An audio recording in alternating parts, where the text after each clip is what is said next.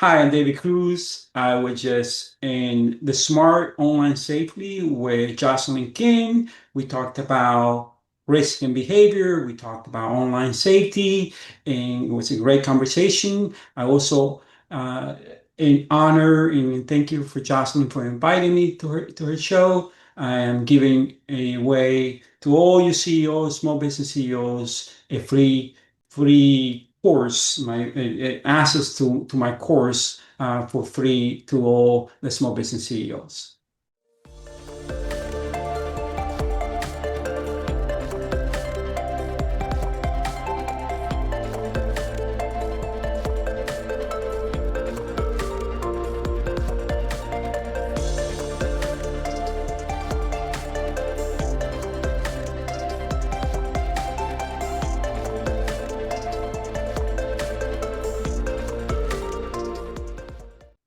Hello, everyone, and welcome to the Smarter Online Safety Show. I'm Jocelyn King, the Queen of Online Safety, and I am so excited to be with you here today with David Cruz.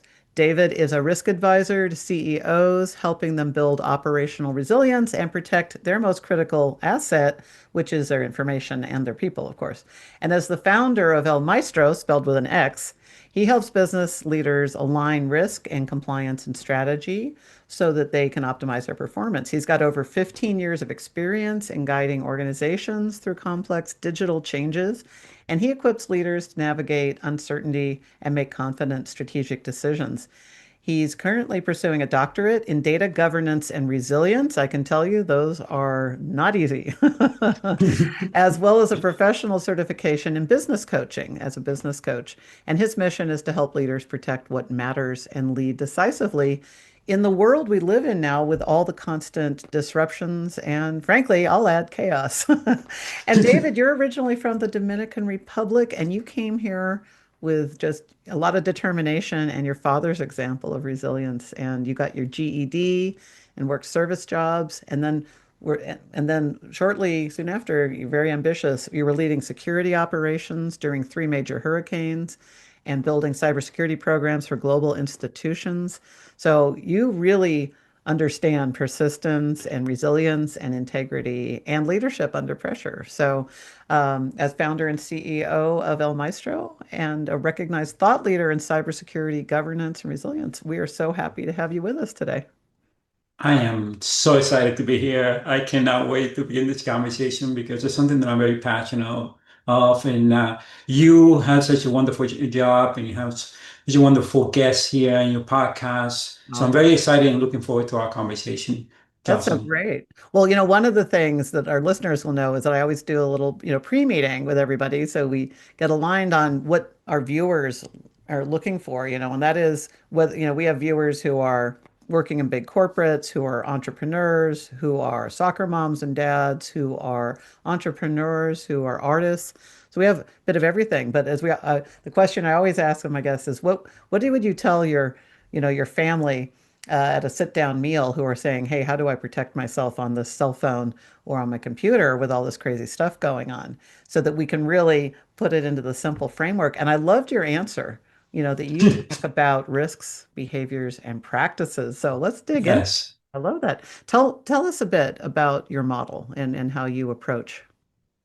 So I always think about simplicity because security and complexity are not, they don't play well with each other. Mhm. So I always think about keep things simple, keep things and look at it from the risk perspective. When somebody asks me, what do I do about protecting my information online? The first thing I ask, what are you worried about? What is the risk that you are concerned with?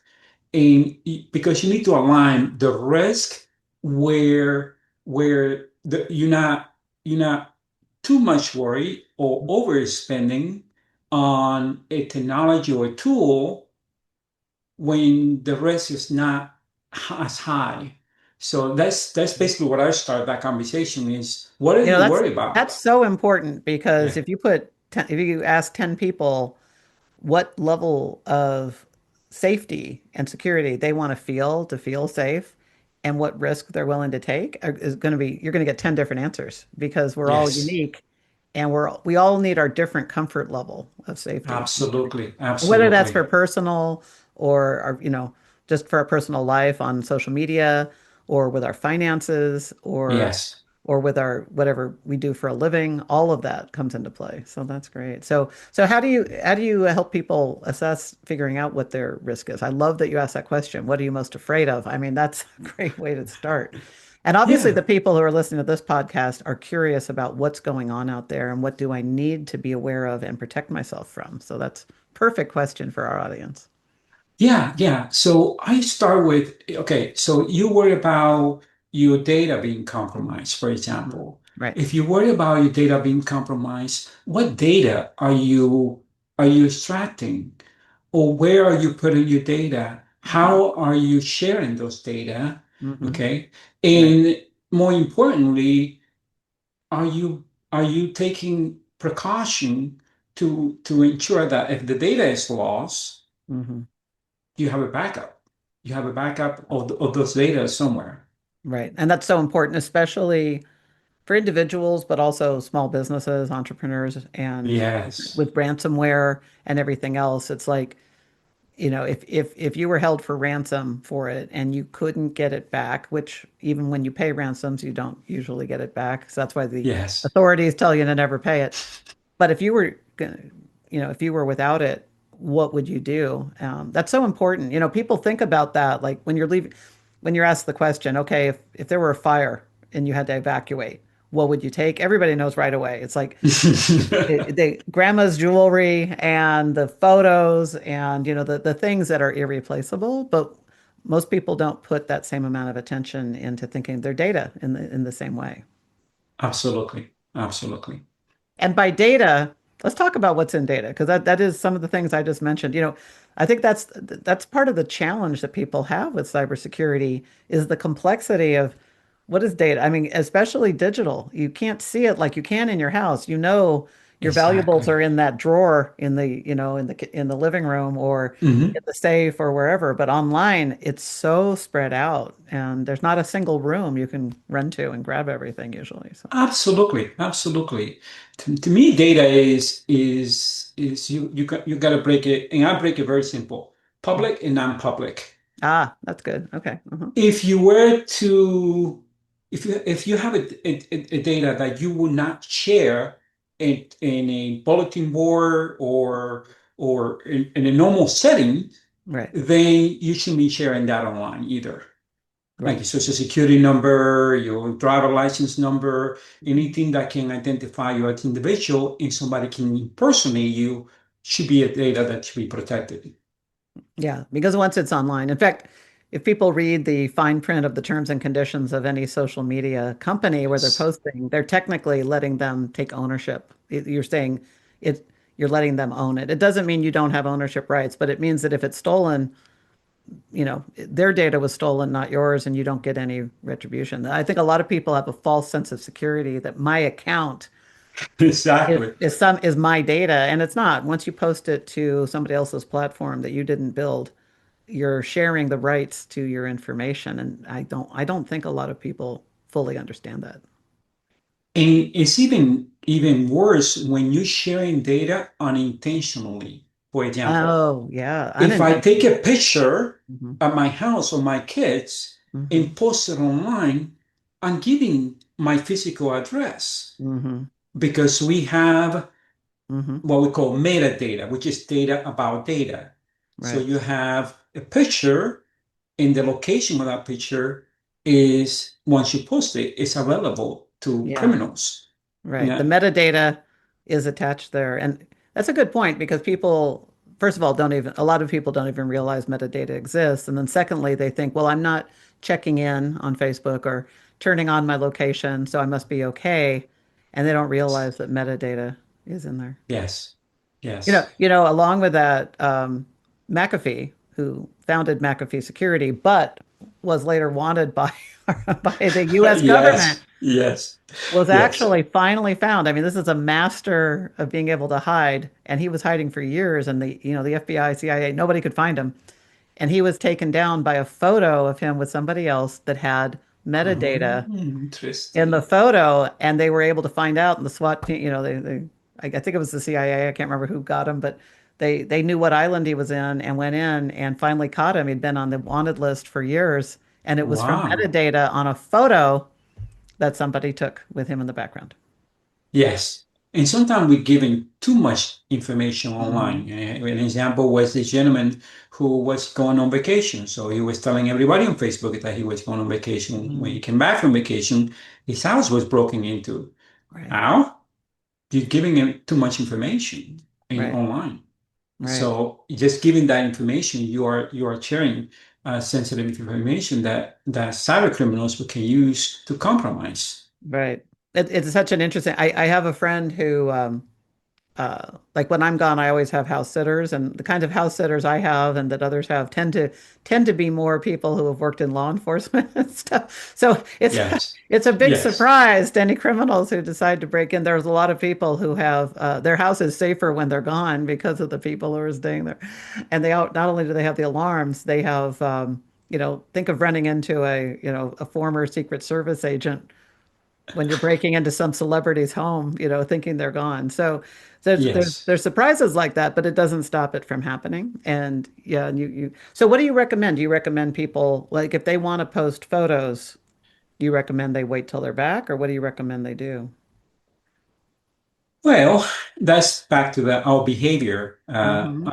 practices, how we behave online. Don't share something that you will not share in public. Don't Hmm. share if you want to share a photo with your family, do it in a manner that is not sharing in the public. Check your account online, your Hmm. Facebook account and those accounts to see what are you allowed to do. You can configure your Facebook account to remain private Right, within your control. And a lot of right. people don't do that. That they don't know that they can go in the Facebook account. I had a lady who Facebook was completely taken over by cyber criminal. Mm. They did it so sophisticated that when you go to reset her password, Hmm. the password information to reset went to the attacker. Oh, So she has no way to recover that information. I tried to go through Facebook. That is impossible right, to recover it. So she lost everything. She no longer had an access to her account. So what right, I tell people is go in Facebook in your account settings and make sure you're not giving out too much information and that you are set. There's a lot of settings there that you can do. right. Uh, And that's and really good advice because I've people like you and me who work in this space see how difficult it is to actually get a Facebook account, to get yes, Facebook account access, even when it's your own.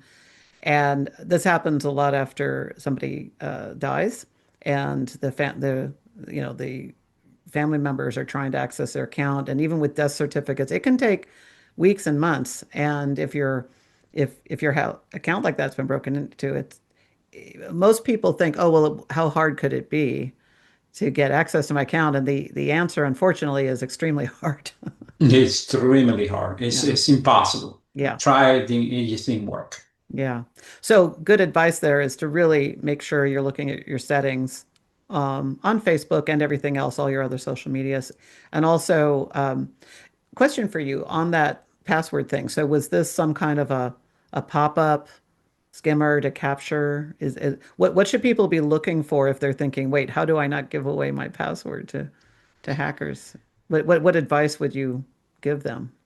What I tell people is that if to protect your account, your social media account and such, then there are ways to use two-factor authentication. In Hmm. simply keep it simple here. Two-factor authentication is just simply two ways of authenticating. Hmm. So you authenticate with a password and then you authenticate with something else. So there's two different ways to authenticate. That's a Right. simple way to protect your account. There are other ways too. When your phone, you can check your account on your phone, and usually it's better than the computer because the computer running usually Windows operating system, and that's highly targeted. where your phone Right. is running a different operating system, which Right. So is less targeted. there's more malware and things like that that's like, Yes, there's just yes, proportionally more going on for your computer than there is for your phone. exactly, That's a good point. exactly. And also Yeah, cell that's towers versus Wi-Fi. You've got more yes, protections there. true. So if especially if your cell phone is going through your cellular provider for your data transfer. Exactly, Okay. exactly. Yes, yes. Those are two really good tips. That's really good advice. Yeah, yeah, thank you. That's Yes. great. So I love that. So we've got risk and behaviors and practices. What are some of the other behaviors that people that you like to help people identify? Because a lot of times we just don't have self-awareness about how our own behaviors are putting us at risk. So looking at small businesses in people in general, Hmm. one of the things that I start with the behavior is what data are you collecting? Hmm. It's Hmm. just start there. Don't collect data. I wrote an article just recently. 55% of our information that are we don't even use. Hmm. 55% of the information we collect, Yeah. we're not even using it. So why collect it? Hmm. Exactly, exactly. So be aware of what information you're collecting. If it doesn't have a purpose for your life or for your business, then don't collect the Hmm. information. And that's all about behavior. It's just simple behavior like that. Okay, what information am I collecting and why? And does it matter to my business? Does it matter to my life? And analyze is examine what information you're collecting. Right. That's a great point. We haven't talked about this in a while. I think we mentioned it quite a while on a show, but you go to I was at my veterinarian's and they were Mm. asking for my social security number. And the only reason is because that's the unique identifier in their field. So they don't, it's not like the IRS needs my social security number. This is my veterinarian who does not need my Yeah. social security number.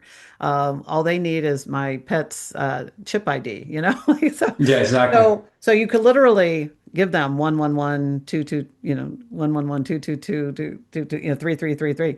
And Mhm. that's fine. They just need something that's different from everybody else. But for us to be aware of that I'm giving out my data, and also they have the like you work with small businesses, they are the most targeted, and they have the most Yes. vulnerabilities because they have the least amount of cyber protection compared to their large corporates. So you're giving really valuable information away that could do you harm, and they're like you said, they're collecting it but they're not really using it. They just need a unique identifier for you. Exactly.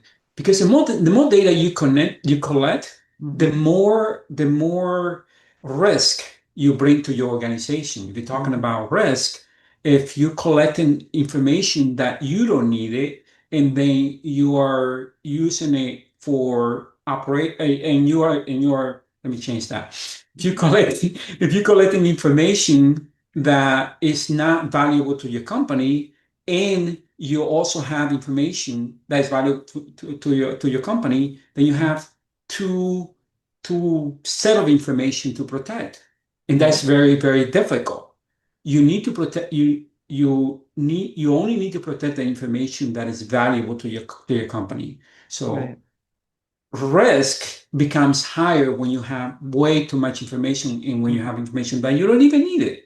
Right. Also, the information you are collecting, that's like PII, a lot of smaller businesses and families will share everything with everyone instead of, there's a reason cybersecurity came out of the military. It goes from the need to know basis, right? Like who Yes, needs to yes, have access to this? So you don't want everybody to have access to everything because then you've got exactly. too many ways It's, in. So think about who needs what also, right? yes, Very, yes. Yeah, very it's simple behavior to ensure that you don't take more risk than you mm, need to. hmm.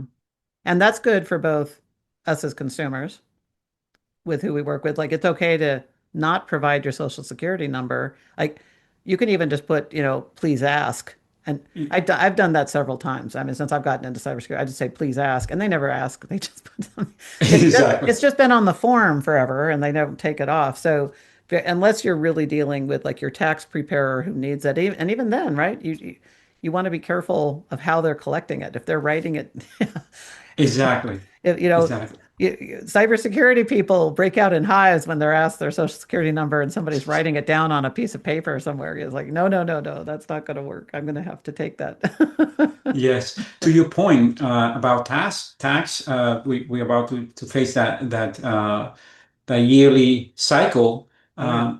A lot of people don't realize that when you send tax information through email, you're literally sending it in clear text. You're literally sending it out in the way you're sharing that information. And You as know, you that know, is a great point. People aren't thinking of this, or or like you're emailing those 1099s and PDFs of your yes, account numbers and your social, yes, your email. A yes. lot of people still email those to tax preparers.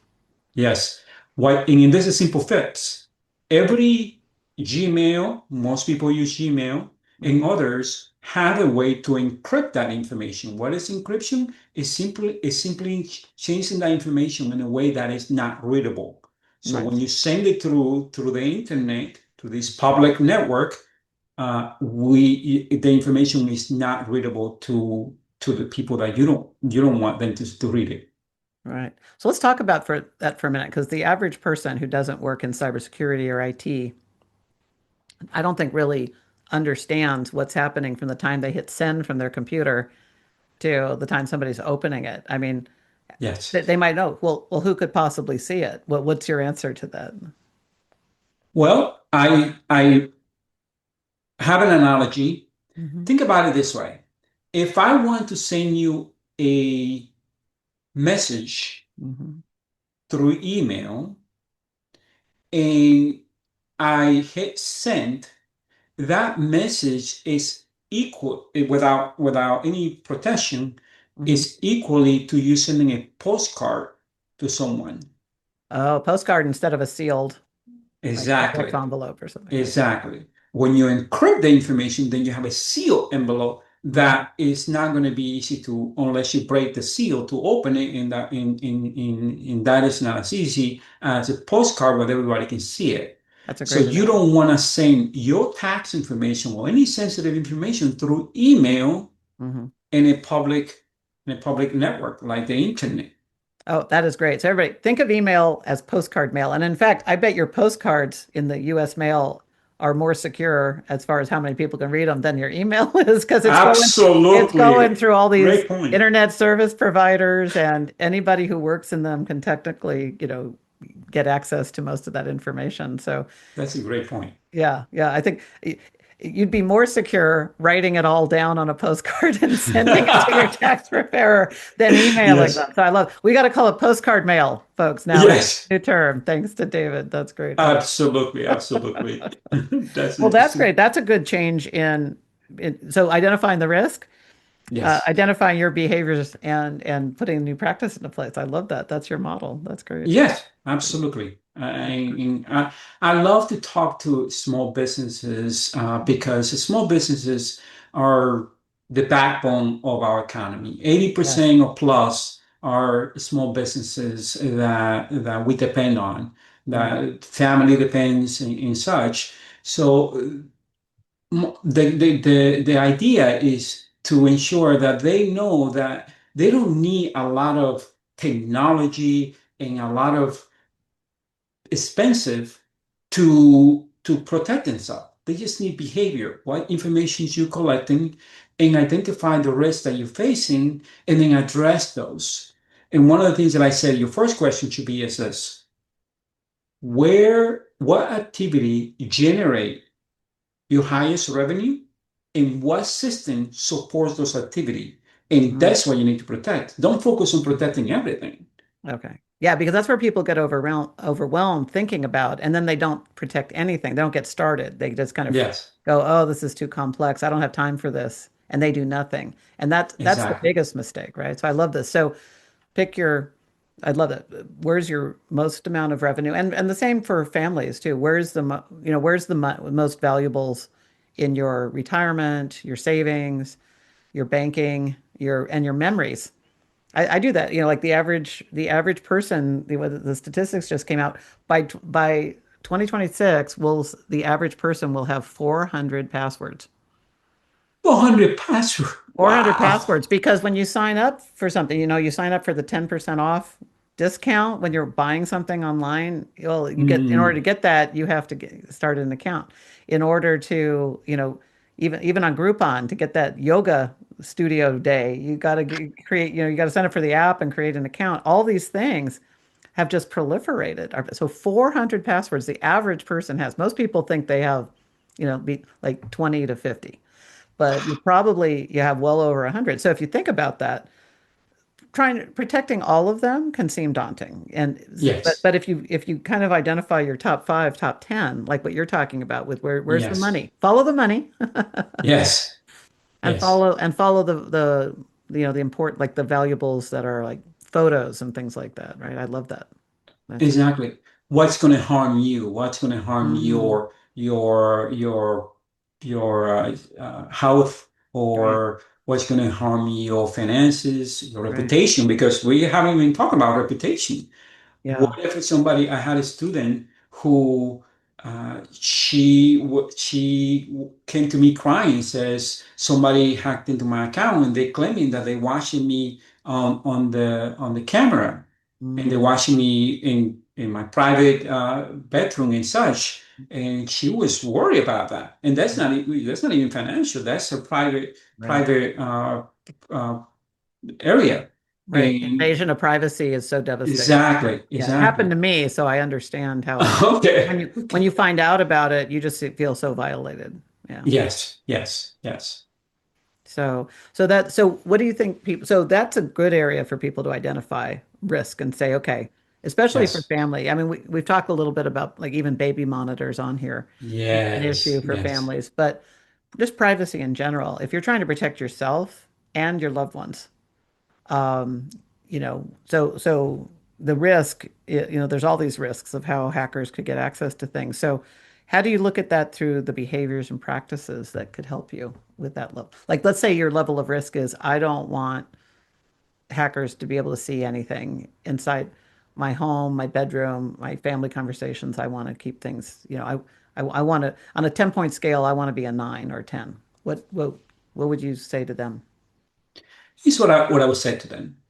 Anything that store, transmit, or process information, you need to make sure that you have a level of protection, or have done, or don't have any default configuration. What do I mean by that? If you go to Best Buy or Amazon and buy a camera, and that camera is on the internet, somehow have access to the internet, you need to go to the manufacturer and find out the security, how you can configure so it's protected, and it's only you have access to it, nobody else has have access to it. Right. Because a Right. lot of Because people some don't. of them have very good security and some have not. Mhm. Like that $5 camera on Temu is probably not a good idea.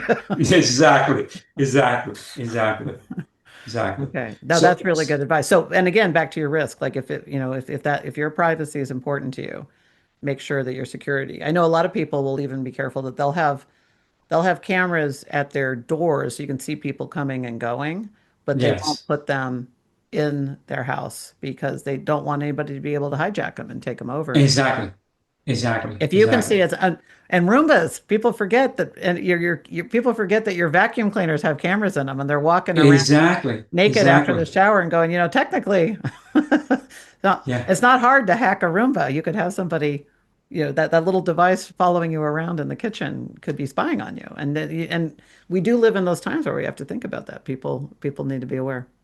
Absolutely. Think about this. In Las Vegas, and you know this, Jocelyn. In Las Mhm. Vegas, there was a casino that was hacked through a fish tank. Oh yeah, tell people about this. This was amazing. I mean, think about it. Now, If how this can you hack a casino through a fish tank is what people are thinking. Wait, how does that happen?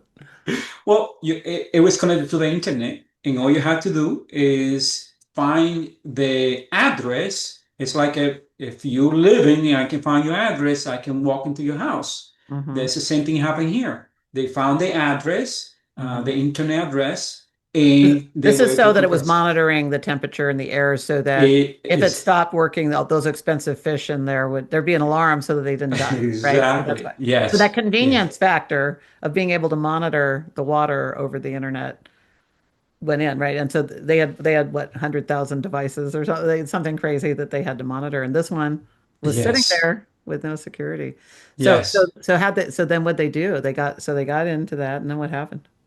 They got into it, and the casino lost a lot of money. I don't know if they had to Mhm. close down. I can't remember all the details, but Right. they lost a lot of money. They were compromised, not only the money but the reputational damage Right. because it's a Right. casino. Right. So the takeaway here is check all your devices if they have internet access Mhm. or they store data. You need to check to make sure that you have some sort of protection enabled. If you have a Right. fish tank that's connected to the internet, a lot Yeah. of things, your Don't be the refrigerator, your casino that TV. lost all its money. Yes. Exactly. Yes. Exactly. Yeah. Yeah. No, Your that's great. TV and I mean, my brother he just bought a refrigerator, way too expensive, Mhm. and it has internet access. Mhm. So those needs to be addressed. What are you because everything manufactured when they sell you things, it's going to be default Mhm. configuration. So it's going to have a default password, username, password. You Right. need to check those devices. And you, as a small business owners, you should do the same thing.